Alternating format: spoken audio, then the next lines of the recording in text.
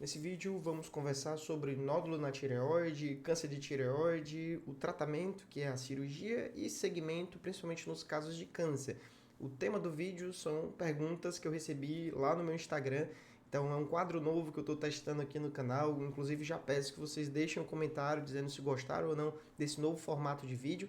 Aqui no canal, nos últimos 6 anos, eu toda terça gravei um vídeo ao vivo. Mas na minha rotina tem ficado cada vez mais difícil encaixar justamente esse momento que eu sento para gravar vídeos na terça à noite. Então, para você ter uma ideia, agora eu estou num domingo pela manhã, são 5:30 da manhã, e eu estou aqui gravando vídeo para vocês porque é justamente o tempo que eu tenho disponível. Hoje eu já fui para academia, 4 horas, e aí sentei, separei as melhores perguntas. A vantagem desse formato é que eu pego a pergunta e contextualizo com alguma imagem, então fica bem mais didático do que só no vídeo ao vivo respondendo a pergunta sem a imagem, tá? Então, provavelmente vai ser esse novo formato, mas eu preciso da opinião de vocês, né? Antes de começar, já agradeço a todas as pessoas que me enviaram as perguntas, só para vocês terem ideia, aqui a quantidade de perguntas que eu recebi. No total foram mais de 200 perguntas lá na caixinha, uma quantidade muito alta. Infelizmente não dá para responder todo mundo, então eu peguei perguntas de cada um dos principais temas, né, que acaba sendo didático para todos, tá? Aqui no canal a ideia, né, para quem não me segue, para quem nunca viu um vídeo meu, a ideia é trazer conteúdo voltado para pacientes. E próximo sábado vou abrir novamente a caixinha para você enviar a sua pergunta, eu vou selecionar as melhores e na segunda-feira esse vídeo vai ao ar, na segunda à noite, tá? Então essa vai ser provavelmente a nova rotina, tá? Caso esse vídeo dê certo, né? Então eu preciso de muitas curtidas, muitos comentários para saber se isso realmente está ajudando. Então vamos para a primeira pergunta da Cleide, que aí eu trouxe também a pergunta da Aninha, são muito parecidas, né? Então a Cleide perguntou, por favor, um vídeo sobre nódulo Tirrade 5 de meio milímetro. E a Aninha perguntou, é possível a extensão extratireoidiana ser benigna? Então, para responder essa pergunta, eu trouxe uma imagem de uma paciente que eu atendi, um nódulo de 1 centímetro, né? Um pouco mais de meio milímetro, mas é um nódulo Tirrade 5. Então, nódulo na tireoide é um caroço que aparece na tireoide. A maioria desses caroços, dessas alterações, elas são benignas, elas não representam risco e podem ser acompanhados. Mas alguns nódulos têm características esquisitas, são nódulos feios. Então aqui nessa imagem, tá dando para ver a seta, né? É um nódulo que tem calcificações, macrocalcificações, são essas placas maiores, e microcalcificações, bordas irregulares, e ele tem extensão extratireoidiana. Então o que é essa característica? Que também é uma das características que sugerem que o nódulo é maligno. Então, nessa imagem aqui, a tireoide está sendo vista no comprido, no longitudinal, um corte vertical, né? E eu estou passando aqui a seta, né, justamente para que você veja, para cima é músculo e para baixo é tireoide. Então, nessa região que a gente tem um nódulo, o nódulo abaula a musculatura, ele empurra a musculatura que está na frente. Então, isso é uma suspeita de extensão extratireoidiana. Extensão extratireoidiana significa que o nódulo está se estendendo para fora da tireoide, possivelmente invadindo os tecidos ao redor. Então, respondendo à segunda pergunta, um nódulo com essa característica, ele pode não ser benigno. Ele pode, inclusive, ser um câncer invadindo a musculatura. Então, é algo que acende um alarme, né? É igual você ver um animal, ver que ele tem juba, ver que ele tem dentes afiados, que ele está com cara de mal. Você talvez precise tomar mais cuidado quanto a esse bicho, né? Então, é algo que não é interessante só acompanhar. Talvez precise fazer a punção para dar o diagnóstico e talvez precise de cirurgia, tá? Então, é isso, né? Aí a pergunta sobre é basicamente isso, né? E aí, sobre o tamanho, nódulos muito pequenos que estão no meio da tireoide, longe das bordas, sem extensão extratireoidiana, por exemplo, um nódulo de meio, né, centímetro, 5 milímetros, ele pode até ser acompanhado sem a punção, mas se ele estiver próximo das bordas é diferente a conduta, não faz sentido acompanhar um nódulo que está próximo da borda porque ele pode, né, enviar metástase, ele tem uma agressividade maior do que o nódulo que está bem no meio, principalmente se o nódulo está aqui nessa parte que eu estou apontando, que aqui é a borda, né, próxima da traqueia. Então, nódulos próximos da traqueia, a gente precisa tomar um cuidado extra, principalmente nódulos do istmo. Então, próxima pergunta. Tem chances de fazer uma punção do nódulo e ele não crescer mais e o corpo absorver? Sim, é possível. Eu já vi pacientes em que o nódulo desapareceu com o tempo. Não é algo tão raro, tá? É algo que pode acontecer. E isso depende muito do tamanho do nódulo. Geralmente, nódulos pequenos, de até 1 centímetro, eles podem desaparecer. Mas não é o comum que isso aconteça, tá? A punção, ela meio que gera ali uma reação cicatricial, inflamatória ao redor. Então, isso meio que, em alguns pacientes, é como se o corpo, depois que o nódulo foi furado e machucado, o corpo ataca e o nódulo pode regredir. Mas é algo que não se espera que aconteça na maioria dos pacientes. Outra pergunta da Joyce. Tem o carcinoma papilífero no lado esquerdo, 0,9 centímetros. Ablação ou cirurgia? Qual é mais confiável? Então, eu achei ótimo a pergunta, né? Que é qual é mais confiável? A ablação por radiofrequência é um tratamento novo, que ele tem ganhado muita atenção porque ele ataca exatamente um medo do paciente, o medo da cirurgia, o medo das complicações, e ele parece uma promessa muito boa, né, de você tratar de uma forma menos invasiva. Só que um tratamento menos invasivo, ele é menos resolutivo. Então, se você tem um câncer e você trata de uma forma menos resolutiva, talvez não resolva o problema. Para nódulos benignos pode ser uma boa opção, mas para câncer isso ainda é muito cedo. O câncer de tireoide é uma doença lenta que cresce devagar, então pode ser que a gente esteja apenas jogando a poeira para debaixo do tapete. Nós não temos estudos de qualidade com muitos pacientes prospectivos de longo prazo. A maioria dos estudos envolvendo ablação e câncer de tireoide são estudos retrospectivos que por si já tem um viés de seleção, pegou apenas os melhores casos e colocaram na ablação, não pegou casos um pouco mais complexos, não teve ali uma randomização, não foram comparados grupos. Então tome muito cuidado quando um cirurgião fala para você, a ablação resolve câncer de tireoide. Isso não é verdade. Nós não temos informação suficiente para hoje dizer isso, tá? Então tome muito cuidado com essa alegação. Então, trazendo aqui algumas imagens para entender o porquê que não é confiável para câncer de tireoide. Então, a tireoide ela fica localizada nessa região do pescoço e o pescoço é uma das regiões mais ricas em drenagem linfática. Nós temos diversos linfonodos no pescoço, inclusive a drenagem do abdômen e do tórax vem parar no pescoço através do duto torácico. Então é uma das regiões mais importantes para a drenagem linfática e é justamente essa que é a principal forma de metástase do câncer de tireoide. Cada bolinha colorida que você está vendo aqui nesse esquema, ele é um linfonodo e eles são interconectados através dos vasos linfáticos. Então, o câncer que começa na tireoide e tem invasão angiolinfática é como se ele conseguisse invadir um vaso linfático desse e ele conseguisse enviar sementes de câncer através de cada um desses linfonodos. Então, ele vai acometendo um por um como se fosse uma estação de metrô, uma estação de trem. Ele vai se invadindo, ele vai se espalhando através dessa rede linfática. Então, os primeiros linfonodos acometidos são os linfonodos peritireoidianos, que é o que a gente chama de nível 6 ou nível recorrencial, que está próximo do nervo laringeu recorrente, esses linfonodos amarelinhos aqui. Então, é por isso que existe o esvaziamento central, o esvaziamento que remove esses linfonodos aqui. Chega um momento em que ele consegue se espalhar para esses linfonodos da cadeia lateral aqui, chamada de júgulo carotídeo, os linfonodos dos níveis 2, 3 e 4. Então, por conta disso, quando isso acontece, por exemplo, ele veio aqui para o nível 3, não faz sentido você remover só esses daqui. Você tem que tirar todos esses daqui, porque assim você consegue controlar a doença. Senão você deixa a doença e o paciente vai ter uma recidiva no futuro, tá? Aqui nós temos em laranjinha o nível 1. O nível 1 ele é bem alto aqui embaixo do queixo. Então esse não tá aqui, até no esquema dá para ver. É bem incomum metástases para essa região, tá? É por isso que no esvaziamento de tireoide a gente remove os níveis 2, 3, 4, 5 e o 6, tá?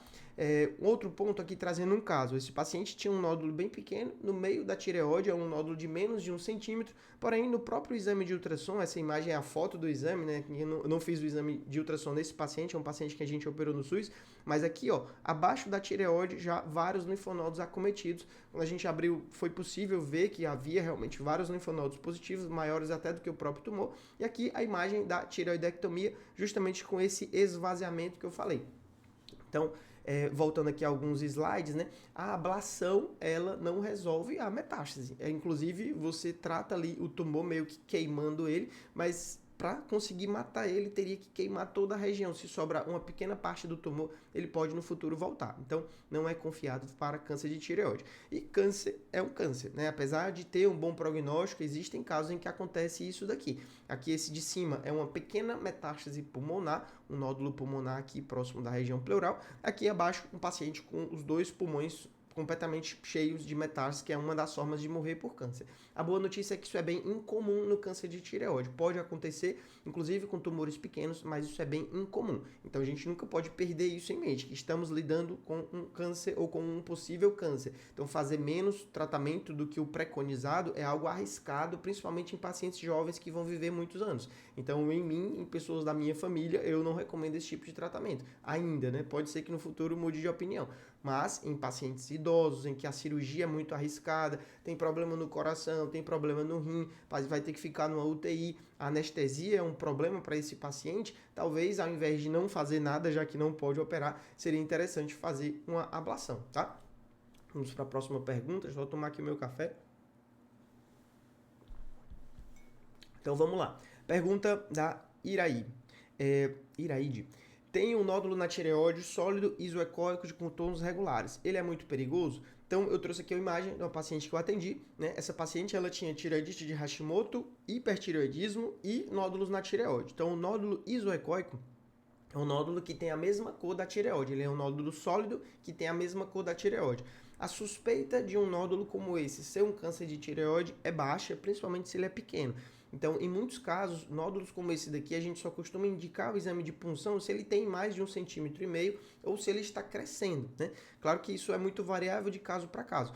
O exame de ultrassom, ele é dependente do operador. Então, às vezes, você faz o exame com uma pessoa, esse médico vê uma coisa, e quando você repete com outro profissional, o outro profissional tem uma opinião diferente, ou configurou o aparelho de uma forma diferente, né? Então, acaba tendo interpretações subjetivas, e isso pode mudar a conduta. É por isso que é importante você ter um acompanhamento com um profissional que entenda, né? Que saiba interpretar os exames. E não só o exame em si, né, sem uma pessoa para interpretar, porque às vezes o exame pode não estar dizendo com a realidade. Eu já tive muitos pacientes que a imagem dizia uma coisa e o laudo dizia outra. Eu já tive pacientes que o exame em si dizia uma coisa e quando eu repeti o exame era completamente diferente. Eu já tive pacientes que tinham lá 3 exames de ultrassom de tireoide, nenhum deles falava em linfonodo. Quando eu examinei no consultório, estava lá cheio de linfonodo com metástase no pescoço. Então, infelizmente, existe esse problema, principalmente quando a qualidade do exame é duvidosa, tá? A próxima pergunta, né, aqui. Bócio nodular benigno, 4,2 centímetros. Precisa fazer cirurgia, já fez 2 punções benigno. E, emendando a mesma pergunta da pessoa, é interessante, alcoolização pode ser feita em um bócio nodular benigno? Então, alcoolização, já respondendo, eu tenho experiências muito ruins com pacientes que foram para esse tipo de tratamento. A alcoolização é o quê? É você, ao invés de aspirar, né, conteúdo do nódulo que é feito na punção, você injeta álcool dentro de uma lesão como essa, na promessa de você meio que causar uma reação e esse nódulo regredir. Já tive pacientes que fizeram várias sessões desse procedimento, muito doloroso, ao final não teve nenhuma diferença. Já tive uma paciente que foi para essa alcoolização e saiu de lá com uma lesão do nervo laringeu recorrente, meio que o álcool extravasou e acabou causando uma reação próxima ao nervo e teve uma paralisia de prega vocal, então teve uma complicação da cirurgia sem passar pela cirurgia, né? E o outro ponto, que é aí trazendo a primeira pergunta, aqui é um paciente com um nódulo exatamente com essas características, um paciente que eu operei, nódulo de 4 centímetros, mole à palpação, aspecto benigno clinicamente, aspecto benigno ao exame de ultrassom, punção benigna, e essa paciente, como era um nódulo visível que estava incomodando, e em geral, acima de 4 centímetros já tem indicação de cirurgia mesmo, porque pela imagem você consegue ver que ele distorce toda a anatomia, ele empurra todos os tecidos ao redor. Então, essa paciente fiz a cirurgia com a biópsia de congelação, não tinha nada do outro lado, enviamos o material para o patologista enquanto a gente fazia a hemostasia e já começava a fechar, né, aguardando uma resposta benigna. E no final, quando o patologista me ligou, disse câncer de tireoide. Então, nós removemos os pontos, como a paciente ainda estava anestesiada, removemos o outro lado e realmente no final era um câncer de tireoide. A paciente teve uma recuperação muito boa. Depois da biópsia, nós encaminhamos a paciente para a iodoterapia, porque era um tumor de 4 centímetros. Então, os exames, eles têm limitações e às vezes, né, apesar de ter 2 punções benignas, ele pode não ser benigno. Então, nódulos desse tamanho, 4 centímetros, principalmente quando eles distorcem essa região e principalmente em pacientes jovens que têm, né, já todo o sintoma nessa região e vão viver por muito tempo, a conduta é cirurgia, é remover, né? Não é normal um nódulo na tireoide de 4 centímetros. Às vezes, alguns profissionais caem nesse viés essa ideia de achar que é um nódulo benigno, é um tumor bonzinho, sendo que pode não ser bonzinho, pode ser um câncer de tireoide, como esse caso aqui, tá? Que não é tão incomum. Inclusive, eu já atendi pacientes com essas mesmas características que não operaram e lá pelos 50, 60 anos, que é uma idade em que o câncer de tireoide se torna mais agressivo, quando descobriram, o tumor já estava se espalhando para os linfonodos do pescoço ou já estava com metástases no pulmão. Então, tome muito cuidado com tratamentos tão conservadores ao ponto de não operar algo que tem que ser operado. Quem decide se tem que operar ou não, realmente é o cirurgião, né? Outro ponto, nódulo na tireoide com o passar do tempo se transforma em câncer. Então, aqui eu trouxe um caso, uma imagem de uma paciente que tem um nódulo, né? É possível ver que você vê que ele tem uma área isoecóica, da mesma cor da tireoide, mas ele tem uma área hipoecóica que é mais escura. O câncer de tireoide, ele em geral é mais hipoecóico. Então, um nódulo como esse, heterogêneo, ele mostra justamente isso. O nódulo ele pode ter regiões dentro dele que não são benignas. E ao longo do tempo pode sim acontecer isso, um nódulo benigno que dentro dele sofreu uma mutação e passou a ser maligno. Então o nódulo pode sim, nódulo benigno se transformar em maligno. O que acontece na maioria dos casos é o quê? É achar que o nódulo é benigno, igual esse caso que eu mostrei agora há pouco, né? E na verdade ele ser um nódulo maligno, tá? Então é por isso que em todo caso que tem uma punção indeterminada ou tem uma punção suspeita para câncer, o nódulo está crescendo. Nessa paciente aqui, ela tinha outra característica também, que foi uma das primeiras perguntas, né? Extensão extratireoidiana. O nódulo, ele empurra a musculatura aqui. Isso não é comum em nódulos benignos, isso é bem mais comum em nódulos malignos. Dá para ver que o nódulo, ele tem essa característica e clinicamente esse nódulo dessa paciente, ele era palpável, ele era bem endurecido, então realmente faz sentido a suspeita de câncer. No final, a punção confirmou, essa paciente está aguardando a cirurgia pelo SUS, tá? Então, próxima pergunta. Quem for tirar a tireoide, é obrigatório fazer ultrassom cervical antes da cirurgia? O meu não passou. Então, para isso, eu trouxe justamente um caso clínico. Essa paciente, ela veio para a primeira consulta comigo, não tinha nem o exame de ultrassom. Quando eu examinei, vi 2 nódulos suspeitos, comentei que eram suspeitos e que mereciam punção. Fiz a punção, ela marcou no mesmo dia, fizemos a punção confirmou que um deles era câncer de tireoide, só que ela não voltou para mim para reexaminar, né, depois da punção, depois de confirmar que era câncer, e já procurou o médico, conseguiu o tratamento bem rápido pelo SUS, o que é algo bem incomum, mas para sorte dela já conseguiu a cirurgia, só que não fez uma investigação no pescoço depois que havia já o diagnóstico de câncer. E aí ela voltou para mim depois que operou, né? Nessa cidade eu vou a cada 3 meses. Então, quando eu atendi essa senhora, né, na lateral do pescoço estava lá esse linfonodo grande, um linfonodo de quase 2 centímetros, com aspecto bem atípico, que provavelmente foi deixado, não foi visto, como ele era na lateral, né, não está dentro da região da cirurgia, ele não foi avaliado justamente porque a paciente não fez ultrassom cervical antes da cirurgia. Então, em todo paciente que eu opero, que eu vou operar, é interessante sim, eu sempre investigo se tem alguma metástase, porque você pode, na mesma cirurgia, já tratar toda a doença, tirar a tireoide, tirar os linfonodos, ao invés de tratar uma parte no momento e depois ter que abrir o pescoço e operar de novo, tá? Então faz parte sim da investigação de todo paciente que vai operar, né, ter esse ultrassom cervical, que é second look, é segunda olhada, depois que você sabe que é um câncer de tireoide ou não. Até em casos benignos é interessante ter essa investigação, porque às vezes você acha que ele é benigno e ele não é benigno, tá?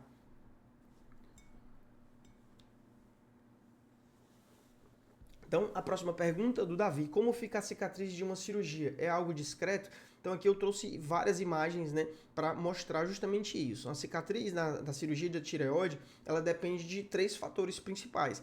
Ela depende do cirurgião, né, da técnica que ele faz, dos fios que ele usa, do local que ele posiciona a cicatriz. Então, essa paciente, dá para ver, né, como é que eu costumo planejar minha cirurgia, sempre em uma das marquinhas do pescoço, nessas dobrinhas, aqui com 4 meses já com um bom resultado, né, já começando a ficar bem discreta. Esse outro paciente, ó, com 6 meses, uma incisão mais baixa do que aquela outra, né, também bem discreta. À medida que o tempo vai passando, ela fica muito satisfatória. Em pessoas com mais idade, que tem um pescoço já com mais flacidez, a cicatriz ela fica ainda melhor, porque ela fica mais escondida dentro do sulco, dentro das dobras, né? Então, um resultado muito bom. Aqui com 10 meses, mal dá para notar que tem uma cicatriz.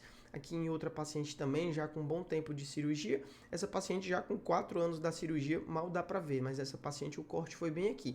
Isso não é a regra, em alguns pacientes a cicatriz pode ficar hipertrófica. Então, como eu ia falando, 3 fatores. Um é o do cirurgião. O outro é os cuidados que o paciente tem após a cirurgia. Então, é essencial ter o cuidado com o curativo, a limpeza, outros fatores como diabetes, se o paciente que tem diabetes descompensado pode piorar a cicatrização, tabagismo, pacientes que fumam também podem ter uma cicatrização ruim, pacientes que não têm a higiene, isso pode influenciar bastante, tá? E o terceiro fator seria uma genética desfavorável. Alguns pacientes podem ter queloide e essa queloide ela pode realmente ficar bem evidente assim numa cicatriz do pescoço. Então aqui era justamente um paciente que teve uma cicatrização hipertrófica, não foi detectado a tempo, demorou a tratar e no final ficou com a cicatriz mais visível, mas mesmo assim ao longo do tratamento melhorou bastante. Eu indiquei ela para Cláudia Belém para fazer umas sessões de laser e usar a bandagem, também recomendei algumas pomadas, melhorou depois disso daqui. Essa paciente não foi operada comigo. Já existem técnicas cirúrgicas que não deixam uma cicatriz visível no pescoço. Uma delas é a toétiva, que o corte é feito pelos lábios e disseca toda essa região até chegar no pescoço. E existem outras técnicas que é justamente nesse ano de 2025 eu estou indo para a Coreia do Sul para aprender uma técnica robótica de cirurgia da tireoide, que as incisões são feitas aqui nessa região peitoral, descola o tecido até aqui e consegue remover a tireoide sem deixar uma cicatriz visível. Uma das vantagens dessa técnica que eu vou aprender é que além de remover a tireoide, você consegue fazer o esvaziamento cervical, tudo sem a cicatriz visível no pescoço e com o mesmo acesso, né? A toétiva ela não permite fazer o esvaziamento, é só a tireoide, então acaba tendo essa limitação. Vamos lá, próxima pergunta. Por que algumas pessoas ficam com dreno após a cirurgia da tireoidectomia total? Então, mostrando aqui a imagem de dois tipos de dreno. Existe o dreno de Penrose, que é essa borrachinha, e existe o dreno de aspiração, que é o dreno de Portovac, ou o dreno de Blake. Ele fica num sistema fechado, sai uma mangueirinha, e ele tem tipo uma sanfona que fica puxando a secreção que é produzida após a cirurgia. Então, hoje em dia, esse dreno eu tenho utilizado cada vez menos, o dreno de Penrose. No passado eu fazia todas as minhas cirurgias com ele da forma como eu aprendi e tinha resultados bons, mas eu fui vendo que nas cirurgias pequenas, tireoides pequenas, por câncer, por exemplo, quando não tem tanto descolamento, dá para deixar assim esse dreno. Já nas cirurgias maiores, quando você descola muito tecido, é necessário utilizar esse dreno porque produz muita secreção. Quanto maior a tireoide, quanto maior o bócio ou quanto maior a região dissecada no pescoço, justamente, por exemplo, no esvaziamento cervical que a gente descola muito tecido, tem que deixar um dreno como esse, geralmente 1 a 2 dias até realmente a quantidade de secreção diminuir. Então, aqui é um exemplo de uma paciente que teve uma complicação chamada de seroma. Esse seroma é um líquido que é produzido pelo subcutâneo, né, relacionado à cirurgia, que ele pode se acumular. Então, essa paciente, mesmo utilizando um dreno no primeiro dia, no dia da cirurgia, né, e removendo no dia seguinte, ela acabou tendo essa complicação que, no caso dela, não fizemos nenhum tratamento a não ser massagear a região todo dia. Eu ensinei para ela como é que fazia e após um mês esse seroma regrediu espontaneamente sem nenhum tratamento. Tá? Então é algo que pode acontecer. O dreno ele de certa forma ajuda a evitar que esse líquido acumule, mas mesmo utilizando o dreno isso pode acontecer.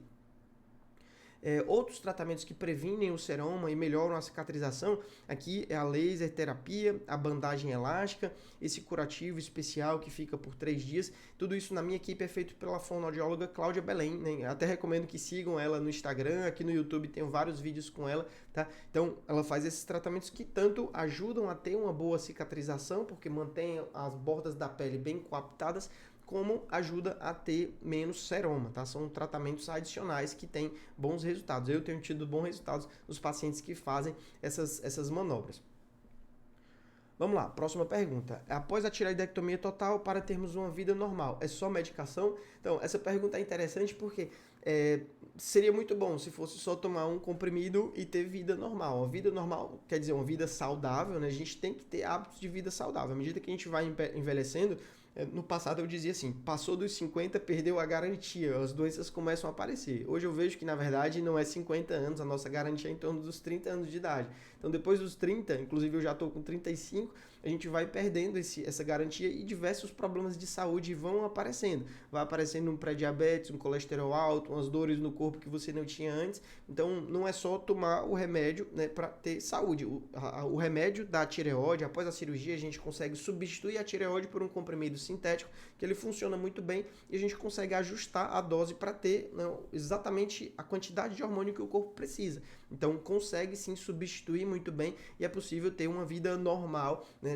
após a cirurgia sem a tireoide, tomando a medicação. Porém, para ter saúde como qualquer pessoa, tendo ou não tireoide, é importante praticar atividade física regularmente, praticamente todos os dias. É importante ter uma dieta saudável, equilibrada, incluir diversas frutas, legumes, né, ter tudo os macronutrientes bem balanceados e às vezes acaba tendo que ter um acompanhamento com o nutricionista, acompanhamento com o personal, ou fazer academia ou algum tipo de exercício, ter consultas regulares com um médico para fazer exames de check-up para confirmar que está tudo bem, tá? Então, assim, de forma resumida, relacionada à cirurgia, sim, é tomar a medicação e fazer os exames para confirmar se a medicação está na dose certa, para ver se está tudo ok com o cálcio. Mas no contexto geral da saúde, não é só isso, tá?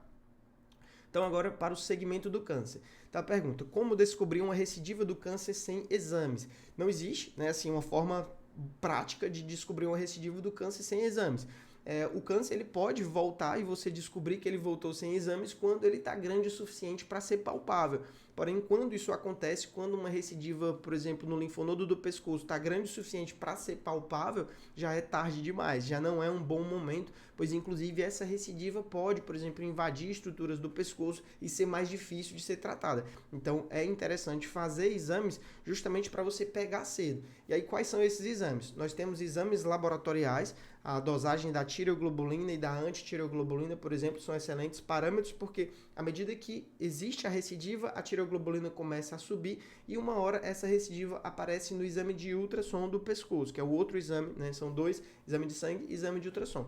Então, no começo, após a cirurgia, esses exames eles têm que ser feitos com a frequência, né? O paciente precisa fazer ali de 3 em 3 meses no primeiro ano.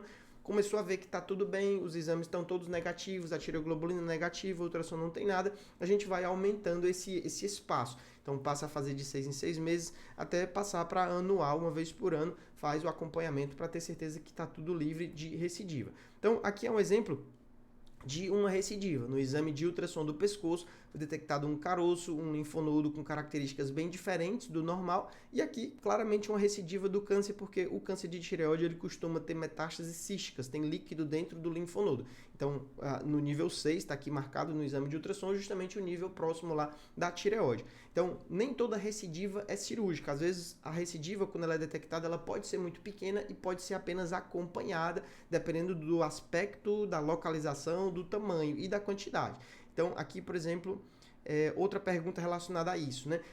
Quem teve carcinoma papilífero, de quanto em quanto tempo faz ultrassom de cervical? Justamente isso que eu comentei. O tempo eu costumo fazer da seguinte forma: no primeiro ano a gente faz com a frequência maior, à medida que eu me sinto seguro, por exemplo, é um tumor de baixo risco, tá tudo limpo no pescoço, a tireoglobulina tá zerada, em poucos acompanhamentos a gente já passa para de 6 em 6 meses, completou 2 anos, passa para o acompanhamento anual. Mas em alguns pacientes, principalmente pacientes que tiveram a doença mais agressiva, vários linfonodos foram encontrados, o tumor era grande, precisou fazer iodoterapia em dose alta, nesses casos o acompanhamento ele é mais frequente porque a chance do câncer voltar é maior. Então, respondendo a pergunta, repete o ultrassom de quanto em quanto tempo, dependendo do estadiamento e do tratamento realizado, tá? Outra pergunta aqui da Patrícia: há possibilidade de estar com exames bons, tireoglobulina bem baixa e ainda assim apresentar metástase? Sim, porém é incomum. A maioria dos pacientes que tem recidiva, que eu acompanho, que apareceu uma recidiva, a tireoglobulina ela costuma estar alterada. Paciente que tem a tireoglobulina zerada, menor do que 0,2, é bem raro de acontecer. A maioria deles a tireoglobulina ou nunca baixou ou ela começou a subir e aí realmente chega uma hora que encontramos a doença, tá? Então, se PCI está negativa, a tireoglobulina está zerada, em geral realmente é um estágio de cura, mas para dizer que está curado, pelo menos 5 anos de acompanhamento, dependendo do caso. Se for baixo risco, geralmente 5 anos. Se for alto risco, é pelo menos 10 anos de acompanhamento para dizer que está curado. Outra pergunta aqui: boa noite, como tive uma recidiva, porém um médico me falou que está na traqueia, o que fazer? Então, aqui eu trouxe uma imagem de uma paciente que eu acompanho, que ela tem essa suspeita de recidiva, que tem 0,4 centímetros na frente da traqueia. Aqui está a traqueia e aqui está a suspeita de recidiva. Essa paciente tem uma lesão muito pequena que talvez não valha a pena mexer nesse primeiro momento. É algo que pode ser acompanhado porque você já sabe onde está a recidiva. À medida que o tempo for passando, se essa lesão estiver crescendo, aí sim vale a pena, né, fazer a cirurgia para acompanhar, para tratar, né? Em alguns casos, se isso daqui cresce e aqui é a traqueia, a lesão ela pode invadir a traqueia, né? Então, voltando aqui para a pergunta, falou que a recidiva está na traqueia. é algo que, dependendo da localização, por exemplo, se já está invadindo a traqueia, o tratamento é remover a recidiva. Você não vai deixar piorar, porque a traqueia é o nosso órgão da respiração. Então, se ela invade a traqueia grosseiramente, tem que tirar a parte da traqueia e depois costurar para que consiga controlar a doença, tá? Então, depende muito de cada caso, né? É algo que tem que ser avaliado. Acho que talvez a forma como foi passada a informação não foi tão clara, mas em geral, ou apenas acompanha ou já parte para o tratamento. Sempre quando encontramos uma lesão suspeita de recidiva, a conduta é puncionar aquela lesão para confirmar se é câncer ou não, além de citologia, que é a análise das células lá na lâmina do microscópio. A gente também dosa a tireoglobulina, que é o marcador tumoral do câncer, que se ele estiver dentro do linfonodo, o resultado dessa dosagem da tireoglobulina do aspirado vai dar um valor muito alto. Tipo, acima de 5.000, acima de... Esses dias eu peguei uma paciente que deu acima de 30.000, eu nem sabia que dava para medir um valor tão alto. Então, esse valor confirma que o que tem ali dentro é uma recidiva do carcinoma papilífero, né? Ou do folicular, tá? Não sei se essa é a última pergunta. A última pergunta, tá? Então é isso, eu acho que foi meia hora de vídeo, né? Foi quase o tamanho da live, consegui responder muitas perguntas, espero que você tenha gostado. Se você ficou aqui até o final, por favor, comente se esse formato de vídeo foi interessante para você, tá? Esse formato de vídeo, eu acho que para mim fica muito mais legal, porque nas lives eu me sentia muito pressionado ali para responder todo mundo e não conseguia responder todo mundo. E aqui nesse novo formato eu consigo selecionar quais perguntas eu vou responder e colocar imagens, né, para ficar bem didático, tá? Então, na próxima semana, se der certo, se vocês gostarem desse formato, no sábado eu abro uma nova caixinha e aí escolho os temas, né?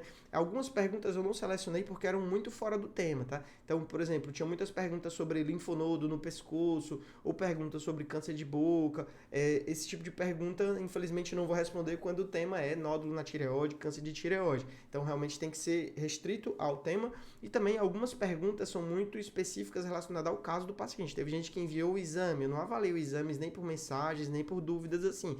Não tenho como opinar sobre o caso, assim, dessa forma, né? Só numa consulta médica, tá? Então, realmente é questão de bom senso, tá? Mas é isso, espero ter ajudado e até o próximo vídeo. Valeu!